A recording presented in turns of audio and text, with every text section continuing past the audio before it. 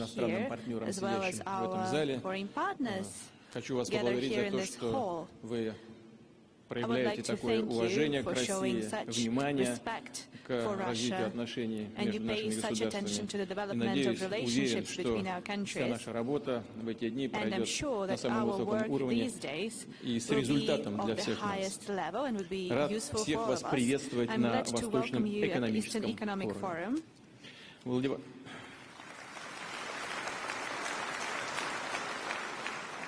Владивосток – столица Приморья, а теперь и всего Дальневосточного федерального округа России в 5-й раз собирает глав ведущих стран Азиатско-Тихоокеанского региона, крупнейших инвесторов, бизнесменов, представителей общественности и экспертных кругов. В этом году мы принимаем свыше 8,5 тысяч участников из 65 стран. По сравнению с первым форумом, его представительство увеличилось более чем вдвое. Видим в этом убедительное свидетельство растущего интереса к российскому Дальнему Востоку, к тем возможностям для сотрудничества, которые предлагает этот, без всякого преувеличения, колоссальный регион. Сила, конкурентные преимущества Дальнего Востока — and hardworking, energetic people, educated and ambitious young people. Those are new centers of science, industrial growth, and industries of the future. Those also include the rich reserves of natural resources, broad logistic opportunities such as the Northern Sea route and other trans-Eurasian routes. And finally, that's the proximity with the fast-growing economies with the most dynamic region, that is the Asia-Pacific region.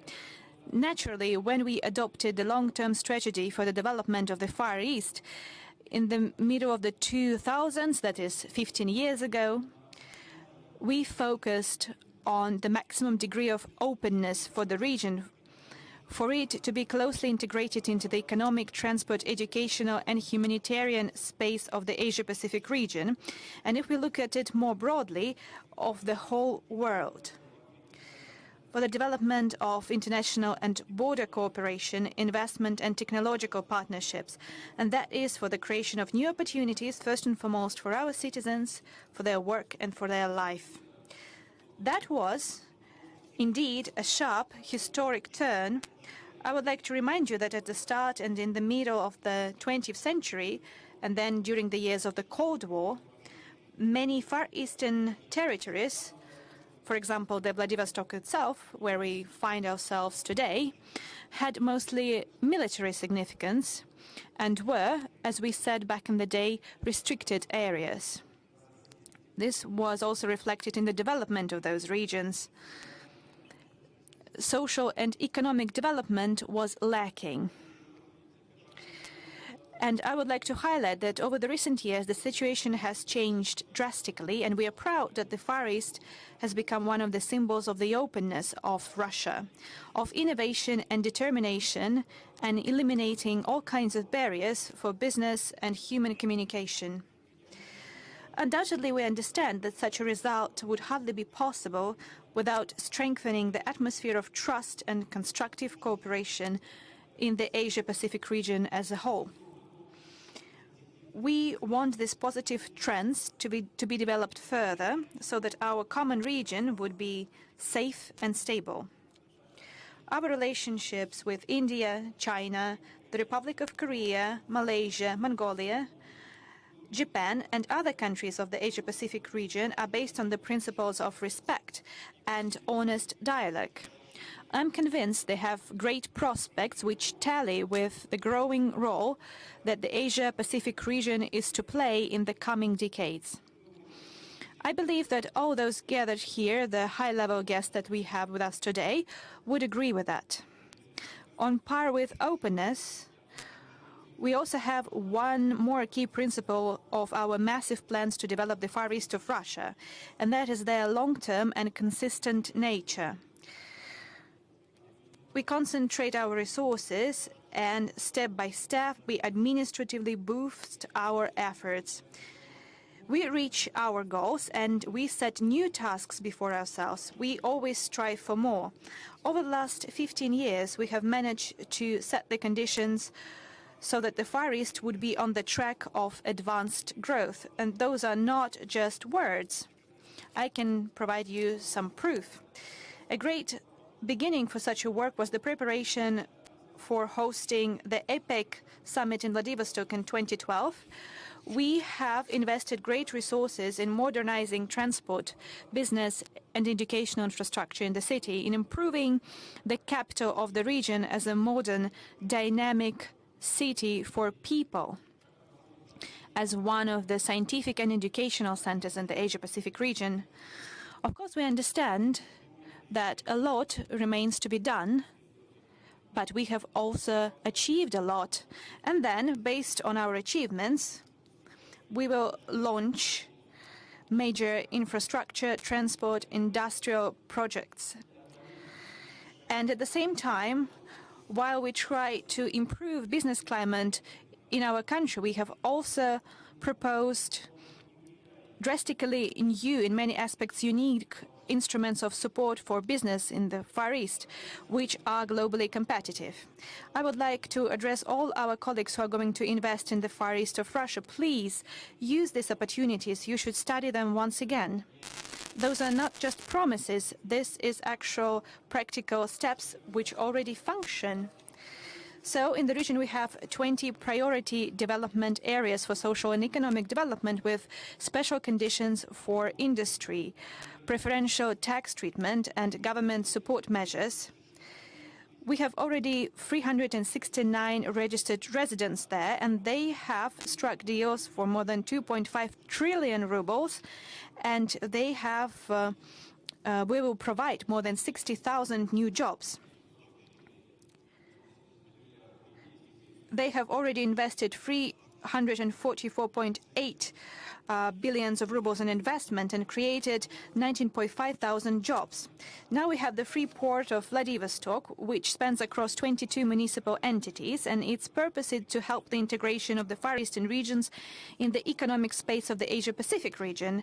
They will help to boost our high-tech industries. The advantages of the free port were already used by 1,404 residents that have signed their agreements, business deals, for 700 billion rubles, and they are going to create 68,000 jobs. They have already invested 95.2 billion rubles and created more than 10,000 jobs. This is a fact. And in overall, thanks to the measures of support, starting from 2015, the investors have already invested 612 billion rubles into our economy, and they have launched 242 production facilities and created more than 39,000 new jobs. As a result, we have the growth of industrial production in the Far East. It currently stands at 23% over the last 5 years, and this is 3 times higher than the average in the country. The center of new competences, exchanges between the young people and international cooperation, both experiments in educational, science, new technologies. That is the Far Eastern Federal University, where we are gathered here today, as we are always gathered for this forum. And last year, 20,000 students studied at the university, and among them 3,500 foreigners from 74 countries of the world. More than 200 professors from abroad are teaching at the university, and we plan to further develop research infrastructure at the university, including the mega science lab construction. We can be sure that the university in the future will be a part of the backbone of the joint educational space of the Asia-Pacific region. Dear friends, at the previous Far Eastern forums, we have talked about the significance of the Far East for Russia, about our plans and tasks to develop it, of the instruments of support for business, how we can tap into those instruments. I have briefly spoken about this in my address today, although we understand and Just now, with my colleagues during the working lunch, we talked about that without the people, without their energy, without their talents, without their interest in achieving results, no such goals could be reached. So in my address today, I'm going to focus on social and economic development and the social program of the development for the region. I believe it would be interesting not only for the people in Russia, but also for our potential investors who already work here in Russia. That would mean that we would create a favorable social and economic climate, and thus we would attract the needed labor resources. So yesterday, together with the leaders of the Far East region, we discussed new stage of development for the Far East. And the point is to convert the economic gains of the recent years into a social growth spurt, into better quality of life for the people. So we need to have changes in healthcare, education, in improving cities and villages that would be felt by millions of people. And such changes should be felt not only in some distant future, as I have already mentioned, not only years later, but very, very soon. And I would like to highlight that compared to 2005, the migration outflow from the Far East has decreased twofold. We need to turn the tide, and the Far East should not lose, but gain more people with their energy, power, and initiative. So I would like to go back to our talk at the working lunch. We discussed this topic, and my colleagues actually raised this question. What is the outflow of people from the Far East? That is indeed a very important question from the moral and ethical point of view, and from the economical point of view as well. This region should be attractive for qualified personnel and for the young people, because the young people are our future. Even more so that the Far East is a very young region of Russia. It has great demographic potential, which we need to keep and multiply. The overall birth rate is higher than the average in Russia. Out of 8,200,000 people living in the federal district, almost 1.5 million are school children, students, and college students. They have victories in various sports competitions, international and all-Russian scientific competitions. For example, recently Kazan hosted World Skills Junior, and the gold medal was won by the 9th grader Andrei Mishkov from Ulan-Ude. He was the best when it comes to information technologies, and once again I would like to congratulate him on that.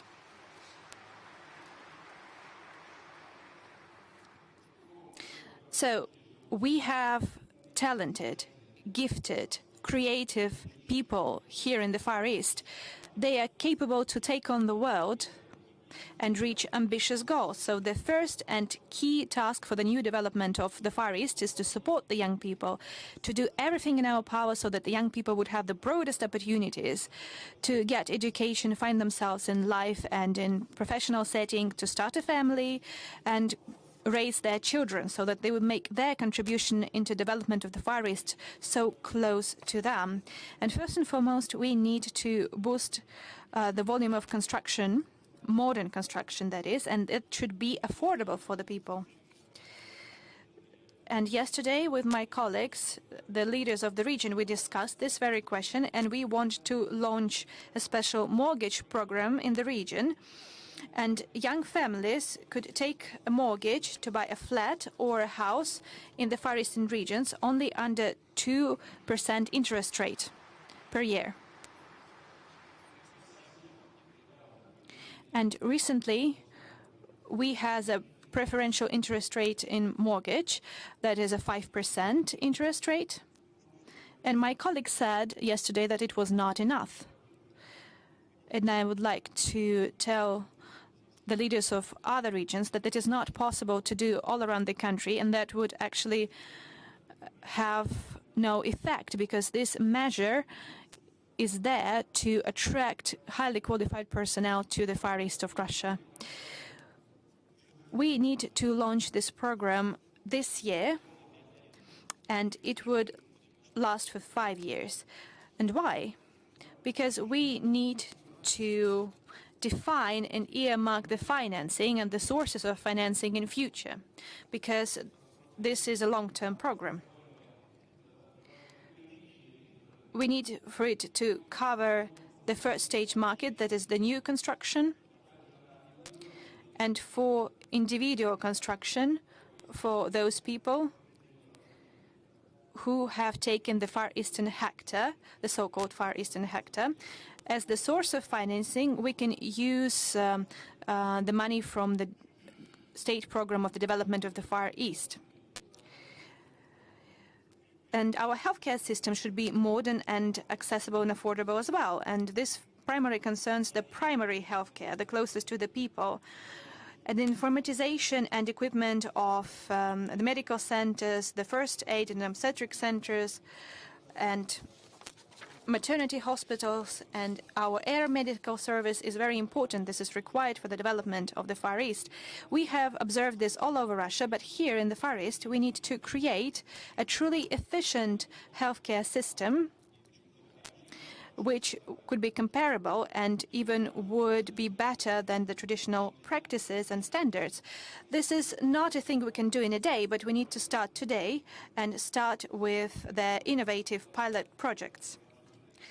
Indeed, we need to create a medical cluster in the federal Far Eastern district with a special regulation setting that would allow us, without excessive formalities, to open branches and divisions of international medical centers to attract the best experts and to use the medicines and methods that have proven effective abroad. This should function within the framework of the Russian jurisdiction.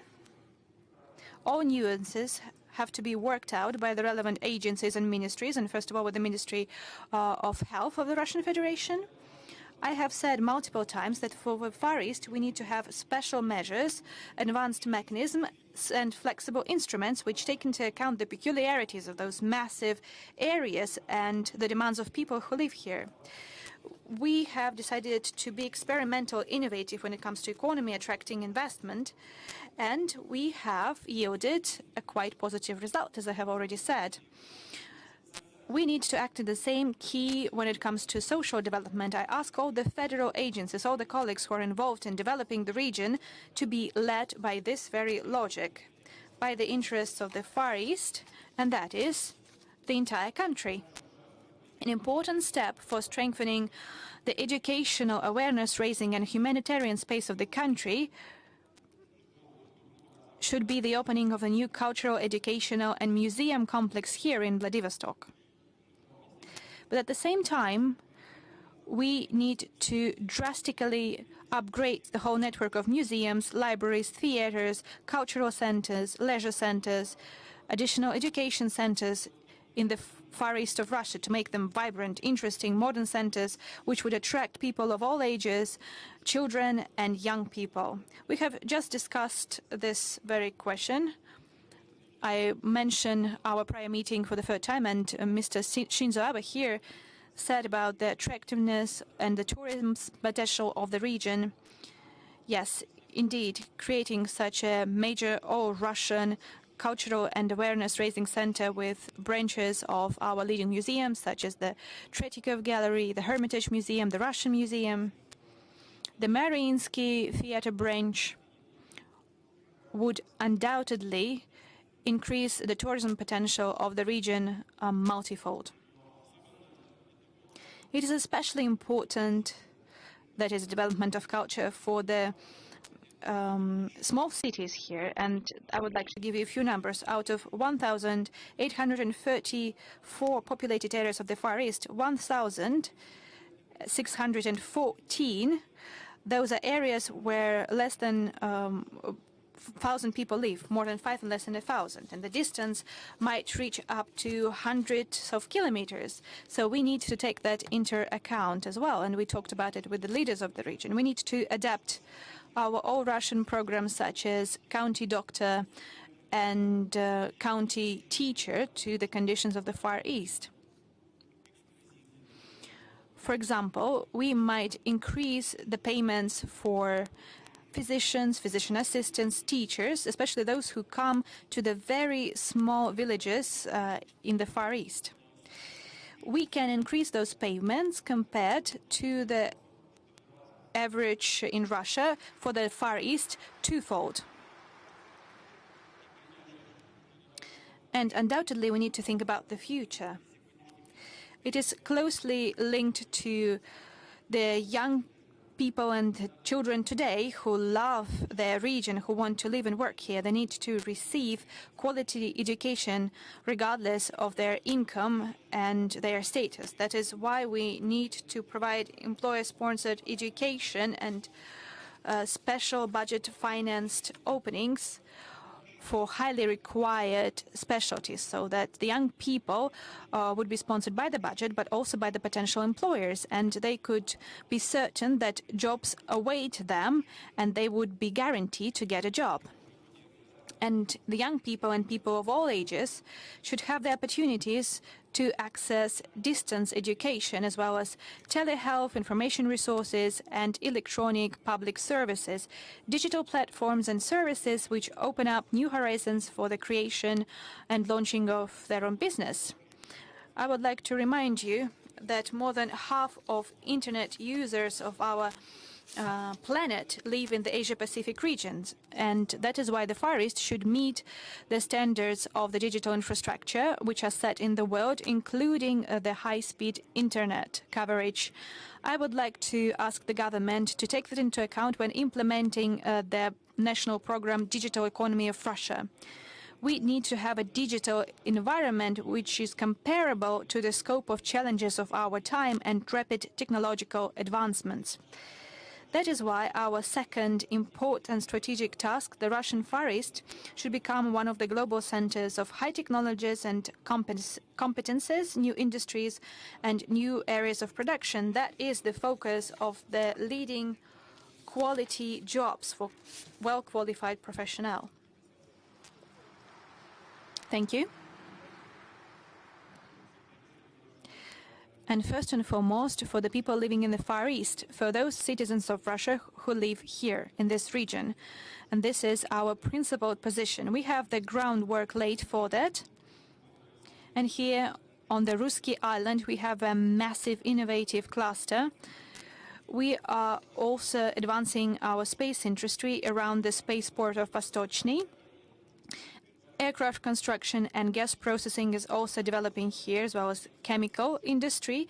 We are continuing to create the Zvezda shipbuilding plant, and we are going to focus on increasing the exports of deep processing products. Again, this is our principal position, and I would like to draw the attention of Russian and foreign investors to this, the residents of advanced development areas and the free port of Vladivostok. So we increase the export taxes for roundwood, for example, but at the same time, we are ready to back those who want to invest into boosting our capacities in timber industry. At the same time, we create the preferential treatment for export of the ready-made products, including on the markets of third countries. In the same logic, preferences and support in exchange for deep processing will be used in other areas, including maritime resources and mineral resources. As for safeguarding and careful use of our forest resources, this is a very important topic, and we should consider it in the scope of the entire country at the special meeting of the State Council. We understand the creation of a massive scientific and industrial center in the region is a colossal challenge. At the same time, this provides us great opportunities, and it's indeed very broad. So the benchmark of demands when it comes to efficiency of our measures and solutions should also be on par. At the same time, this involves the economy of the future, the support of young teams who implement disruptive ideas and solutions. All around the world, startups led by young people are a massive locomotive force for technological development, so that the number of startups would not only go up, but so that they would grow and turn into medium-sized and then into large companies.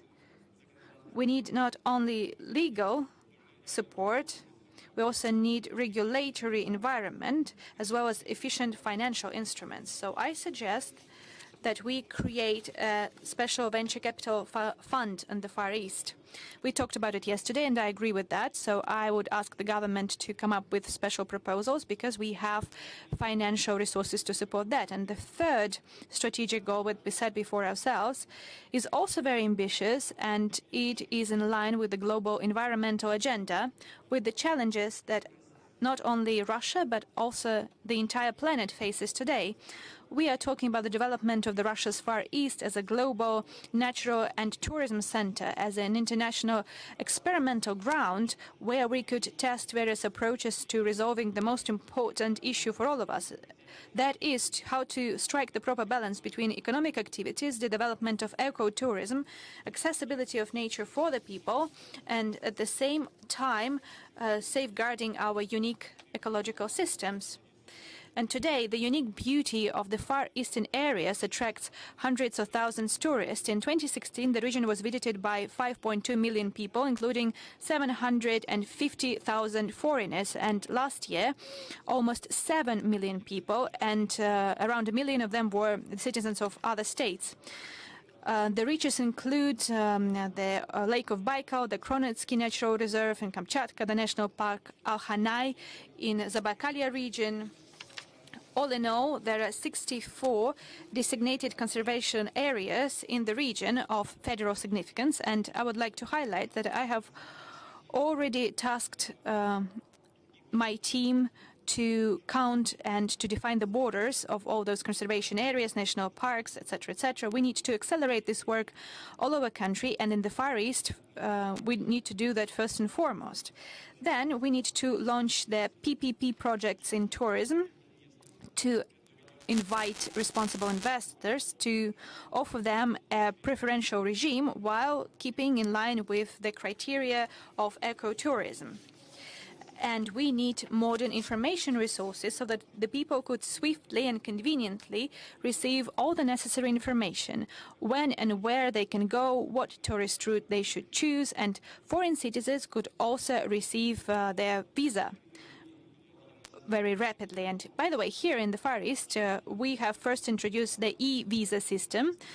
This has facilitated the formalities for foreign tourists and entrepreneurs, and over 2 years we have already issued more than 140,000 of such visas.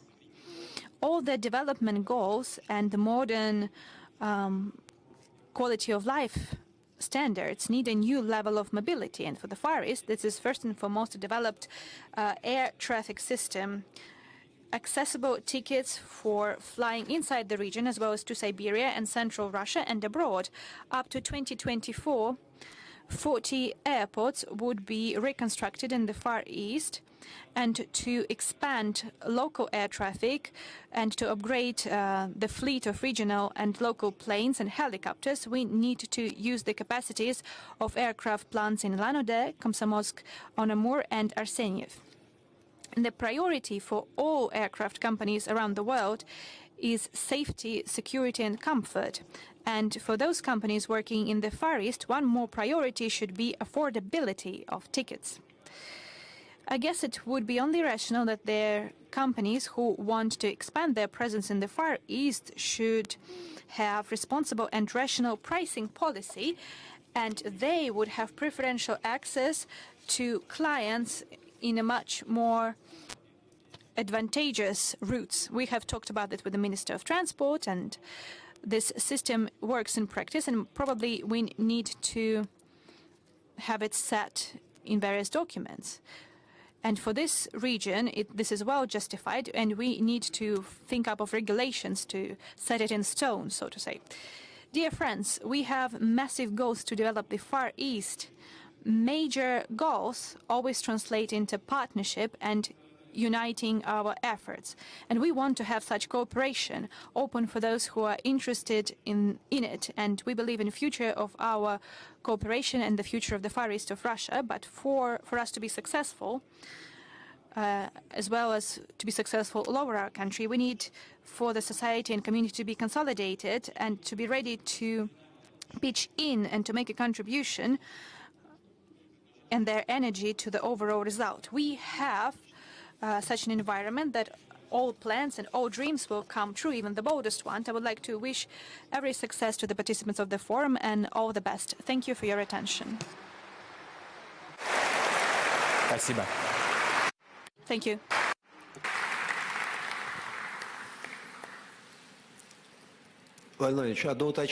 Mr. President, if I may, just a short clarification. Almost in one sentence, you managed to identify the key drivers of development, the true diamonds, I would say.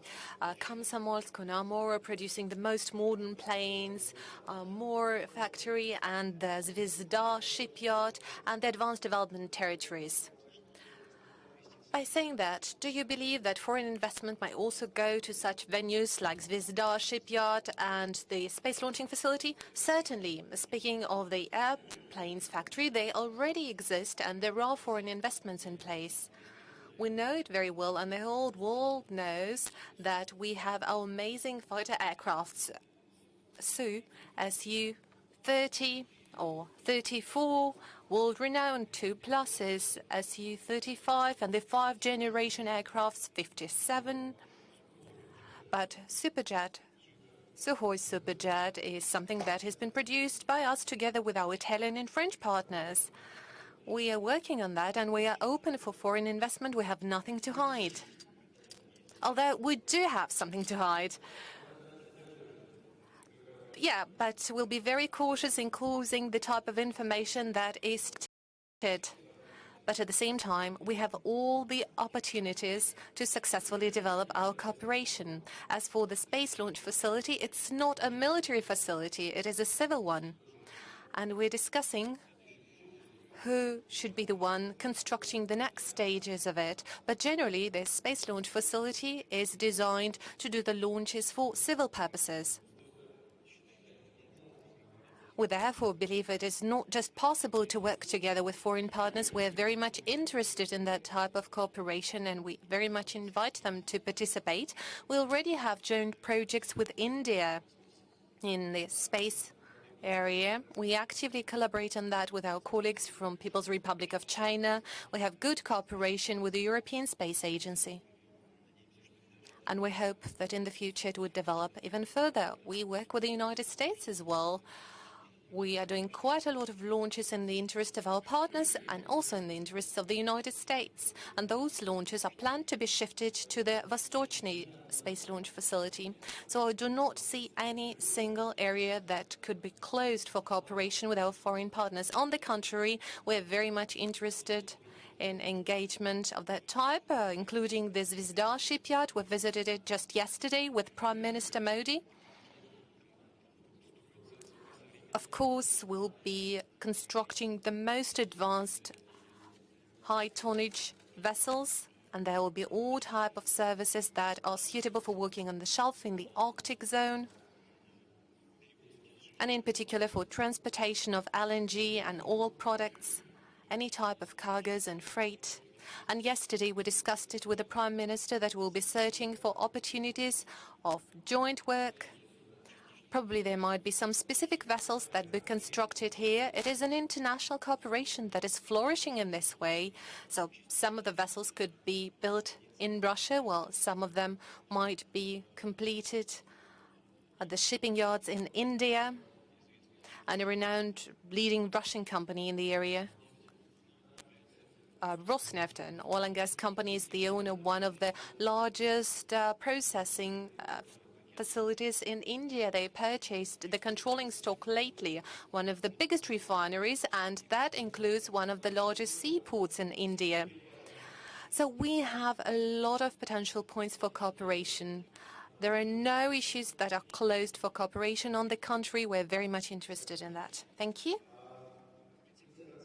Before I give the floor to Prime Minister of India, I'd like to emphasize that President Putin slightly commented on some things that were discussed between him and Prime Minister Modi in a one-to-one meeting When I took a look at the agenda of the meeting, I thought, think of a situation when an Indian businessman decides to come to Vladivostok, and the shortest journey would be via Korea, and it would take around 18 hours or up to 20 or 23 hours.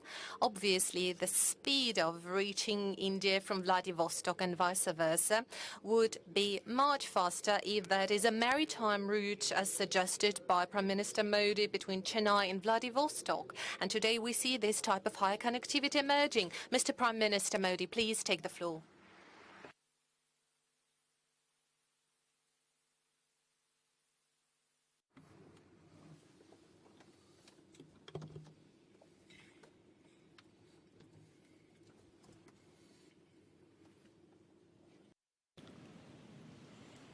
Excellency, President Putin,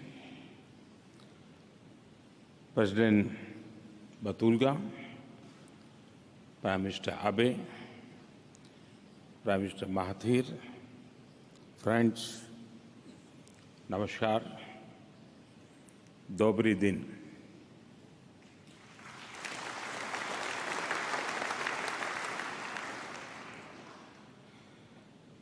Vladivostok के शांत और प्रकाशमय वातावरण में आपके साथ संवाद करना एक सुखद अनुभव है।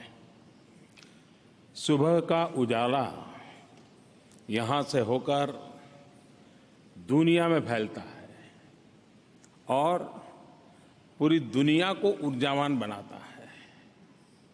मुझे पूरा विश्वास है कि आज का हमारा यह मंथन केवल फार ईस्ट ही नहीं बल्कि पूरी मानव जाति के कल्याण के प्रयासों को नई ऊर्जा और नई गति देगा। इस महत्वपूर्ण अवसर को मुझे हिस्सा बनाने के लिए मैं अपने मित्र राष्ट्रपति पुतिन का आभारी हूँ। राष्ट्रपति जी ने मुझे यह निमंत्रण भारत के आम चुनाव से पहले ही दे दिया था। 130 करोड़ भारतवासियों ने मुझ पर विश्वास जताया और आपके निमंत्रण भी उनका विश्वास और मोहर लग गई। फ्रेंड्स, 2 साल पहले राष्ट्रपति पुतिन ने मुझे सेंट पीटर्सबर्ग इकोनॉमिक फोरम में आमंत्रित किया था। यूरोप के फ्रंटियर से पैसिफिक के गेटवे तक मेरी भी एक प्रकार से ट्रांस साइबेरियन यात्रा हो गई है। व्लादिवोस्तोक यूरेशिया और पैसिफिक का संगम है। यह आर्कटिक और नॉर्दर्न सी रूट के लिए अवसर खोलता है। रूस का करीबन 3/4 भूभाग एशिया है। फार ईस्ट इस महान देश की एशियन आइडेंटिटी को सुदृढ़ करता है। इस क्षेत्र का आकार भारत से करीब 2 गुना है। इसकी आबादी सिर्फ 6 मिलियन है, लेकिन यह रीजन खनिज, ऑयल और गैस जैसे प्राकृतिक संसाधनों का धनी है। यहाँ के लोगों ने अपने अथक परिश्रम, साहस और इनोवेशन से नेचर की चुनौतियों पर विजय पाई है।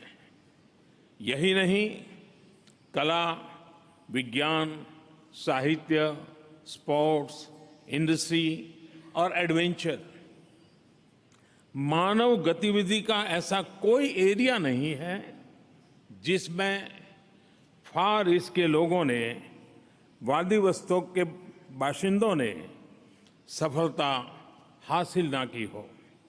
साथ ही उन्होंने रूस और उसके मित्रों के लिए भी अनेक अवसर बनाए हैं। फ्रोजन लैंड को फ्लावर बेड में बदलकर एक सुनहरे फ्यूचर का आधार तैयार किया है। कल राष्ट्रपति पुतिन के साथ मैंने street of the far east exhibition देखा। यहाँ की विविधता, लोगों की प्रतिभा और टेक्नोलॉजी के विकास ने मुझे बहुत ही प्रभावित किया है। इनमें प्रगति और सहयोग की अपार संभावनाएं मैंने महसूस की हैं। फ्रेंड्स, भारत और फार ईस्ट का रिश्ता आज का नहीं, बहुत पुराना है। भारत वो पहला देश है जिसने व्लादिवोस्तोक में अपना कॉन्सुलेट खोला। तब भी और उससे भी पहले भारत और रूस के बीच बहुत ही भरोसा था। सोवियत रूस के समय भी जब अन्य विदेशियों पर यहां आने पर पाबंदियां थी,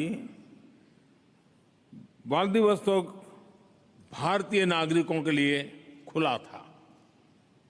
रक्षा और विकास के बहुत सा साजो सामान व्लादिवोस्तोक के जरिए भारत पहुंचता था और आज इस भागीदारी का पेड़ अपनी जड़ें गहरी कर रहा है।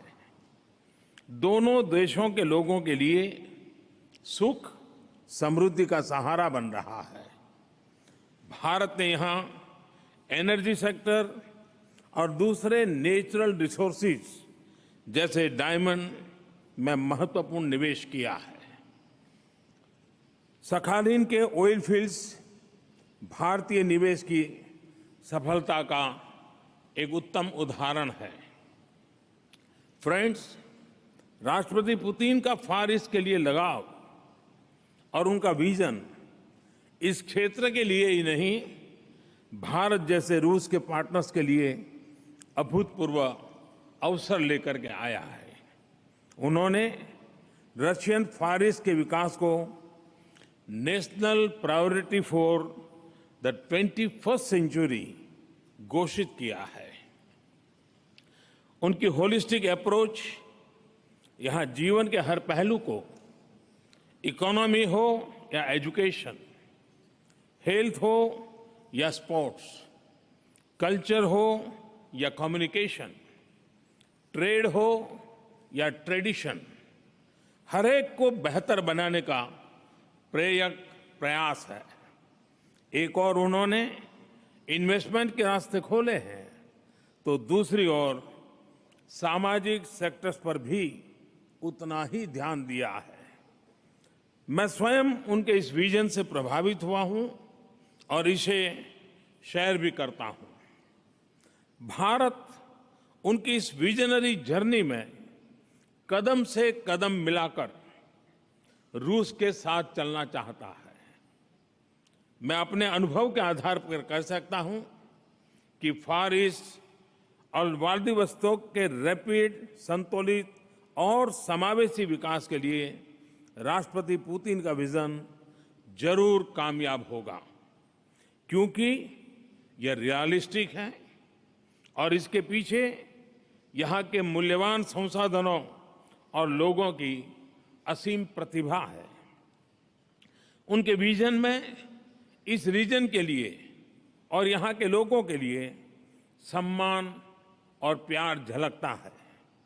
भारत में भी हम सबका साथ, सबका विकास, सबका विश्वास के मंत्र के साथ एक नए भारत के निर्माण में जुटे हैं।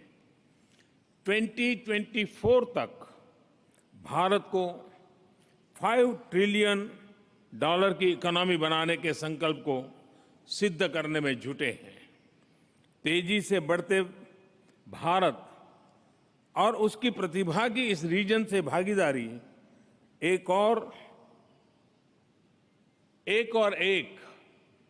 11 बनाने का ऐतिहासिक मौका है। फ्रेंड्स, इसी मोटिवेशन से हमने ईस्टर्न इकोनॉमिक फोरम में हमारे पार्टिसिपेशन के लिए अभूतपूर्व तैयारी की। कई मंत्री, 4 राज्यों के मुख्यमंत्री और करीब 150 बिजनेस लीडर्स यहां आए। उन्होंने राष्ट्रपति के विशेष दूत, फार ईस्ट के सभी 11 गवर्नर्स और उनके बिजनेस लीडर्स से मुलाकात की। रूस के मंत्री और फार ईस्ट के बिजनेस लीडर भी भारत आए। मुझे ये बताते हुए खुशी रही है कि हमारी इन कोशिशों के बहुत ही अच्छे परिणाम आ रहे हैं। एनर्जी से लेकर के हेल्थ, एजुकेशन से लेकर के स्किल डेवलपमेंट, माइनिंग से लेकर के टिम्बर, अनेक क्षेत्रों में करीब 50 बिजनेस एग्रीमेंट हुए हैं। इनसे कई बिलियन डॉलर्स के व्यापार के निवेश की अपेक्षा है। फ्रेंड्स, फार ईस्ट के विकास में और योगदान देने के लिए भारत $1 बिलियन की लाइन ऑफ क्रेडिट देगा। यह पहला मौका है कि हम किसी देश के क्षेत्र विशेष को लाइन ऑफ क्रेडिट दे रहे हैं। मेरी सरकार की एक्ट ईस्ट पॉलिसी ने ईस्ट एशिया को एक्टिवली एंगेज किया है और आज की यह घोषणा एक्ट फॉर ईस्ट का टेक ऑफ पॉइंट साबित होगी और ये मेरा पक्का विश्वास है। यह कदम हमारी इकोनॉमिक डिप्लोमेसी में भी एक नया आयाम जोड़ रहा है। मित्र राष्ट्रों के रीजन्स के विकास में हम उनकी प्राथमिकताओं के हिसाब से एक्टिव भागीदार बनेंगे। फ्रेंड्स, भारत की प्राचीन सभ्यता के मूल्यों ने हमें सिखाया है कि प्रकृति से उतना ही ले जितने की जरूरत है। हम प्राकृतिक संसाधनों के संवर्धन पर विश्वास करते हैं। प्रकृति के साथ यही तालमेल सदियों से हमारे अस्तित्व और विकास का अहम हिस्सा रहा है। फ्रेंड्स, जिन देशों में भारतीय डायस्पोरा है, वहाँ के लीडर्स जब भी मुझे मिलते हैं, भारतीयों के श्रम, ईमानदारी, अनुशासन और निष्ठा की भरपूर प्रशंसा करते हैं। भारतीय कंपनियों ने, कारोबारियों ने दुनिया भर में कितने ही क्षेत्रों के विकास में योगदान किया है, वेल्थ क्रिएशन का काम किया है। साथ ही भारतीयों ने और हमारी कंपनियों ने स्थानीय संवेदनाओं और संस्कृति का हमेशा आदर किया है। मुझे पक्का भरोसा है कि भारतीयों का पैसा, पसीना, प्रतिभा और प्रोफेशनलिज्म फार ईस्ट में तेज विकास लाएंगे। ईस्टर्न इकोनॉमिक फोरम में भारत ने पार्टिसिपेशन के जो उत्तम परिणाम आए हैं, उन्हें आगे बढ़ाने के लिए मैं फार ईस्ट के सभी 11 गवर्नर्स को भारत आने का निमंत्रण देता हूं। फ्रेंड्स, मैंने और राष्ट्रपति पुतिन ने भारत रूस सहयोग के लिए एम्बिशियस टारगेट रखे हैं। हमारे संबंधों में हमने नए आयाम जोड़े हैं, उनको विविधता दी है। संबंधों को सरकारी दायरे से बाहर ला करके प्राइवेट इंडस्ट्री के बीच ठोस सहयोग तक पहुंचाया है। उनको राजधानियों से बाहर स्टेट्स और रीजन्स तक ले गए हैं। हमने हर क्षेत्र में सहयोग को अपनी special and privilege strategic partnership के सांचे में बढ़ाया है, ढाला है। हम मिलकर स्पेस की दूरियां भी पार करेंगे और समंदर की गहराइयों से समृद्धि भी निकाल के ले आएंगे। फ्रेंड्स, इंडो पैसिफिक रीजन में सहयोग का नया दौर हम शुरू करने वाले हैं। व्लादिवोस्तोक और चेन्नई के बीच जब शिप चलने लगेंगे, जब व्लादिवोस्तोक नॉर्थ ईस्ट एशिया के मार्केट में भारत का स्प्रिंग बोर्ड बनेगा, तब भारत रूस की साझेदारी और गहरी होगी और फलेगी और फूलेगी। तब फार ईस्ट एक और यूरेशियन यूनियन और दूसरी ओर ओपन, फ्री और इंक्लूसिव इंडो पैसिफिक का संगम बनेगा। इस क्षेत्र में हमारे संबंधों का मजबूत आधार होगा रूल बेस्ड ऑर्डर, सॉवरेनिटी और टेरिटोरियल इंटीग्रिटी के लिए सम्मान और अंदरूनी मामलों में दखल से परहेज। फ्रेंड्स, मशहूर फिलोसोफर और लेखक टॉल्स्टॉय भारत के वेदों के अपार ज्ञान से बहुत प्रभावित थे और यह वेद वाक्य तो उन्हें बहुत पसंद था। एकम सत विप्राह बहुधा वदंती।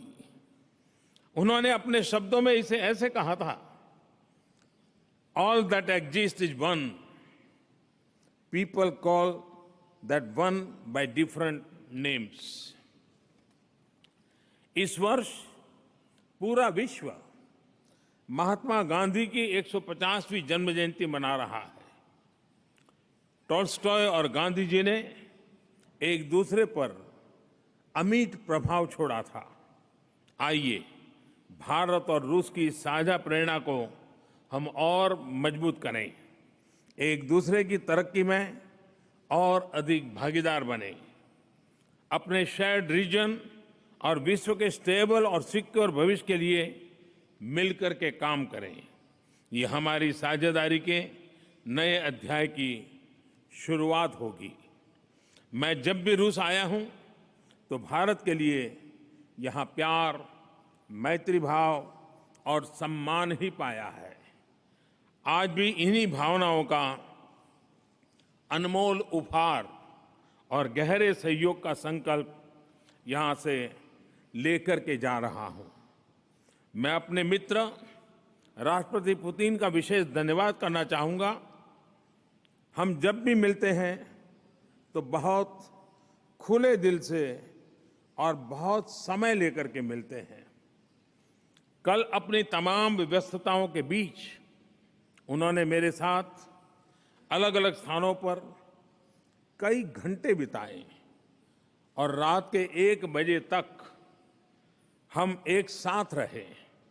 मेरे लिए ही नहीं बल्कि भारत के प्रति उनके मन में जो प्यार है वो उसमें झलकता है। मुझे यहाँ की और भारत की एक और सांस्कृतिक समानता दिखाई दे रही है।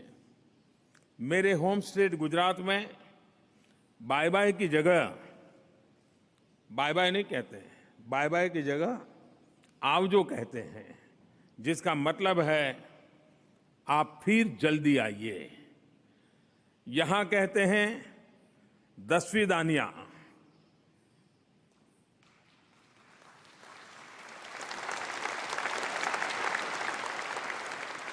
तो मैं आप सबको कहता हूं आवजो, दसवीं दानिया। बहुत बहुत धन्यवाद। स्पासिबा बलशोई।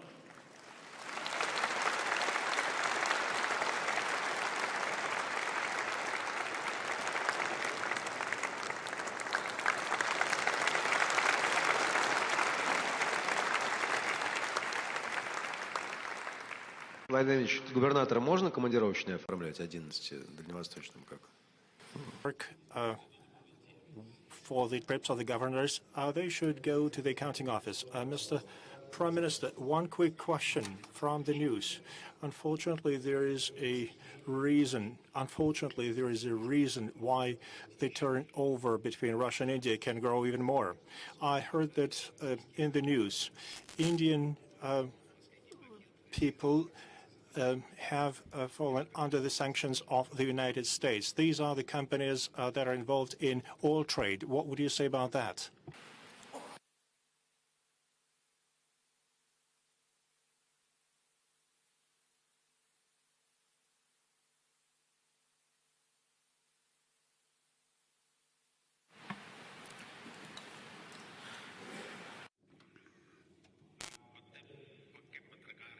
You are a good journalist. You have really couched your question in very interesting words. Between India and Russia, वो हर क्षेत्र में फला फूला है। भारत का ऑयल एंड गैस के क्षेत्र में इन्वेस्टमेंट है। रशिया की कंपनियों का भी खास करके technology transfer, defence manufacturing, energy के क्षेत्र में अभी अभी इन्वेस्टमेंट हुआ है। तो हम दोनों देशों के बीच में ऐसी कोई रुकावटें नहीं है। जो आपका तीसरा सवाल है, जो बिल्कुल एक पत्रकार के हैसियत से आपने बढ़िया ढंग से पूछा है, मैं समझता हूं कि दुनिया के अंदर इस पर बड़ी डिबेट चल रही है कि जिस देश के लिए सैंक्शन लगते हैं उस पर इसका कितना प्रभाव होता है वो एक बात है, लेकिन उसके कारण दुनिया के अन्य देशों पर जो प्रभाव होता है, विश्व की ओवरऑल इकोनॉमी जो प्रभाव होता है, उस पर आज विश्व में गहरी चिंता भी है, चर्चा भी है।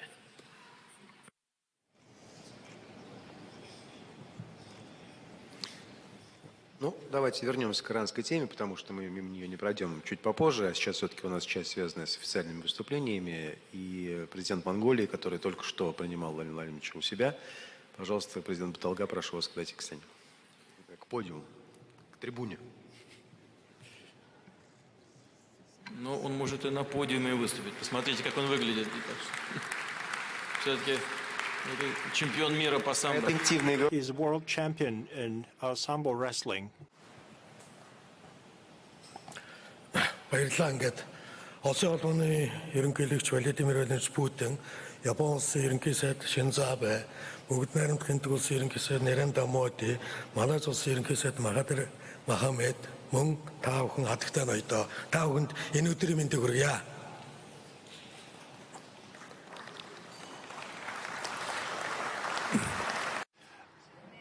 President Putin, Prime Minister Shinzo Abe, Prime Minister Narendra Modi, Prime Minister Mahathir Mohamad. This is the third time that I participate in this forum. This is a great venue for negotiations, and it is a platform for development of the Far East region.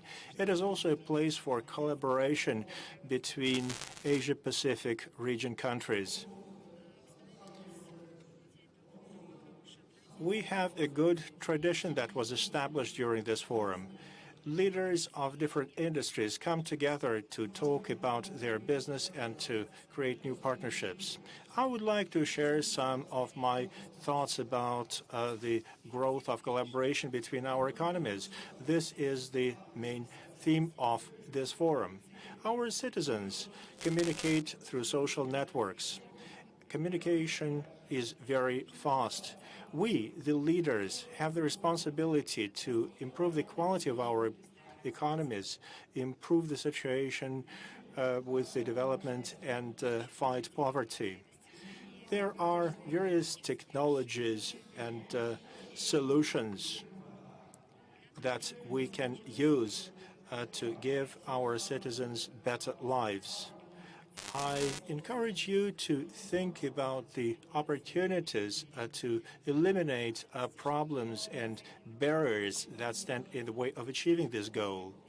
We need to support various business projects. We need to implement the most modern solutions and optimize use of resources. We believe that it is essential to act today to overcome problems and red tape-related obstacles. I am fully supportive of all initiatives in this sphere. There are some economic problems, though, where we have to walk away from politics. Ladies and gentlemen, it's good to hear that we are here, and President Putin visited Mongolia 2 days ago. We have taken our relations to a new level, to the level of comprehensive partnership. We want this partnership to become a good example for others. Mongolia is a landlocked country, and the ports in the Far East of Russia play a big role for the development of our trade with other parts of the world. That also is a way for us to attract foreign investment. Once again, I want to say thank you to the President of Russian Federation, Vladimir Putin, for creating great conditions for transit shipping opportunities because of our geographic location. To use these opportunities, the government of Mongolia decided to open a representative office in the city of Vladivostok. This is going to be a good contribution to expansion of our trade and economic relations.